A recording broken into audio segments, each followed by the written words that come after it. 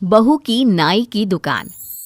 अब आप बोलेंगे कि महिलाएं नाई नहीं बल्कि ब्यूटिशियन बनती है, लेकिन हमारी शीतल बहू वो है अलग, क्योंकि वो बनी है नाई।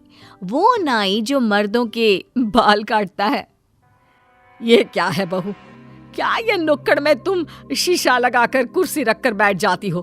अरे ये नाई वाला काम करने की जरूरत क्या पड़ गई बहू? माँ जी वो क्या है ना कि मैं भी कुछ कमाना चाहती हूँ, खुद का बड़ा पार्लर खोलना चाहती हूँ, लेकिन क्या बहू, अब तू नुक्कड़ में लड़कों के बाल काटती ठीक लगेगी क्या?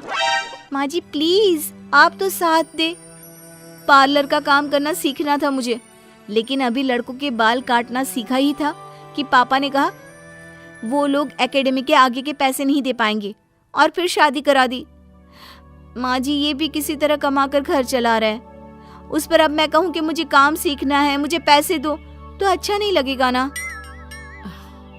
अच्छा ठीक है जा बहू, लेकिन तू नाई कहलाएगी, ब्यूटिशियन नहीं, ये ध्यान रखना। अरे इससे क्या लेना देना माँ जी, क्या हो गया, काम तो काम होता है ना, आगे बढ़ने के लिए कहीं से तो शुरुआत करनी ही होगी। देख ले बहू, तू और तेरा पति ठीक है तो हम भी ठीक है, हमें फिर क्या परेशानी हो सकती है। खैर किसी तरह सब ठीक हो जाता है और बहू की नाई की दुकान चल पड़ती है। अरे क्या बात है शीतल, कल तो नुक्कड़ में तुम्हारी बहुत तारीफ हो रही थी। अच्छा क्या बात हो रही थी? वो रमेश है ना, वो बोल रहा था भाभी जी ने बाल काटा तो बिल्कुल हीरो स्टाइल में। बोल रहा था बड़े से बड़े पार्लर वाले ऐसा बाल नहीं काट सकते। हाँ वो मुन्ना भी बोल रहा था भाभी ने तो बिल्कुल विराट कोहली जैसी दाढ़ी बना दी है। अब तो शादी के लिए भी लड़की वाले मान गए, अगले महीने शादी भी तय हो गई है उसकी। मुन्ना की शादी तो उसकी शक्ल के कारण कब से नहीं हो पा रही थी। अच्छा है ना माँ, कल दुकान थोड़ा जल्दी खोलना होगा, वो क्या है ना आज बहुत से लोग भीड़ लगाकर खड़े थे। अब क्या था, शीतल की दुकान चल पड़ती है। फिर एक रोज, बहू तू सारा दिन नाई की दुकान में वक्त दे रही है, अरे कब पार्लर का काम सीखेगी? खुद को किसी एकेडमी में डाल और कोशिश कर के आगे बढ़ और जो तू चाहती थी वो हासिल कर। हाँ माँ जी वो क्या है ना, कल कुछ लड़के आए थे ट्रेनिंग लेने के लिए, तो वहाँ मैंने ट्रेनिंग का काम भी शुरू कर दिया है। माँ जी अब नुक्कड़ से निकलकर बाजार में बड़ी दुकान लेनी होगी। ठीक है बहू, देख ले जो सही लगे। बहू अब बाजार में दुकान ले लेती है, घर को अच्छे से बनवाकर सजा देती है और रहन सहन में थोड़ा बदलाव भी आ जाता है, जिसे देखकर सबसे पहले जलते हैं पड़ोसी। ये नाई बहू ने अपना घर 2 तल्ला और बना लिया, अब तो धूप भी नहीं आती है। तो तू भी बनवा लेना, क्यों नहीं बनवा लेती?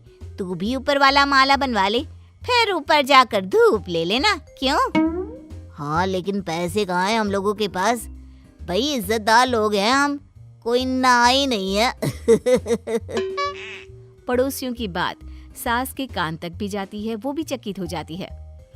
ये तो मैंने सोचा ही नहीं कि मेरी बहू नाई कहला रही है। बहू ने तो कहा था कि जल्दी से वो इस काम से पार्लर का काम सीख लेगी और लेडीज पार्लर खोल लेगी, लेकिन बहू ने तो उल्टा लड़कों को ट्रेनिंग देनी भी शुरू कर दी है। आज आए तो बात करती हूँ उससे। शाम को जब बहू नाई की दुकान बंद करके घर आती है तो सास का विकराल रूप सामने होता है। बहू अब बहुत हो गया, नहीं सहन होता अब मुझसे, पानी तो नाक के ऊपर चला गया है। अरे पर क्या हुआ माँ जी?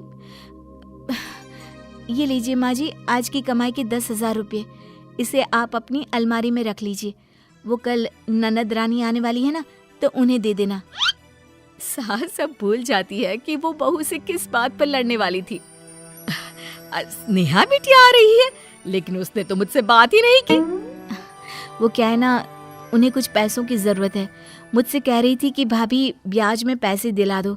मैंने कहा घर पर माँ से ले लीजिए, तो कल आती है तो स्नेहा को ये पैसे दे दीजिएगा, ठीक है? अरे जीती रहे बहू, जीती रहे, स्नेहा के लिए कितना सोचती है तू। माँ जी आपने भी तो मुझे एक ऐसा काम करने की छूट दे रखी है जो मर्द किया करते हैं, नाई की दुकान। सोचिए तो, मोहल्ले में बात होती होगी, गुस्सा तो आता ही होगा सुनकर, लेकिन आप तो समझदार हैं, जानती है कि घर मोहल्ले वालों से नहीं चलता है। क्यों?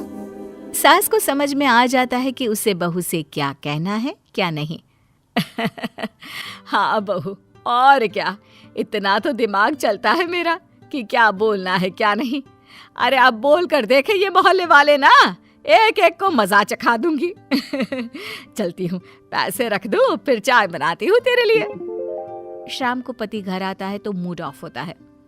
क्या हो गया जी, सब ठीक है ना? क्या ठीक, 4 पैसे की नौकरी, लेकिन मालिक गालियां ऐसे सुनाता है जैसे मैनेजर ने ही कुत्ता पाला हो।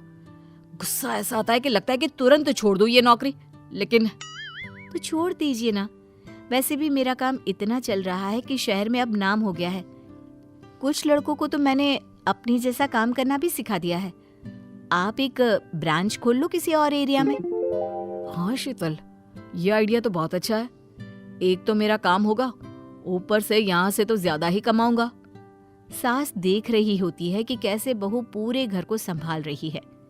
माँ जी, आप क्या बोल रही थी? गुस्सा क्यों कर रही थी? तब क्या हुआ था?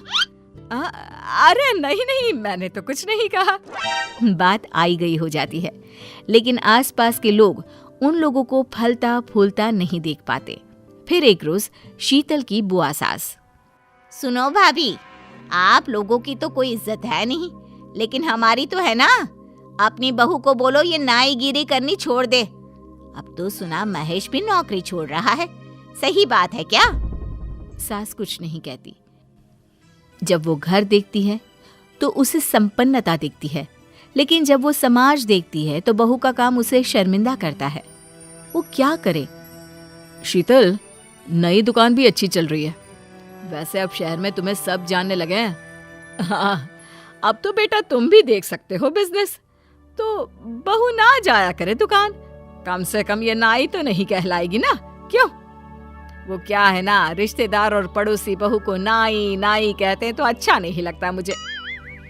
सास के समझाने पर बहू दुकान जाना छोड़ देती है, लेकिन कुछ ही महीनों में हम लोगों का हाल फिर वही हो रहा है।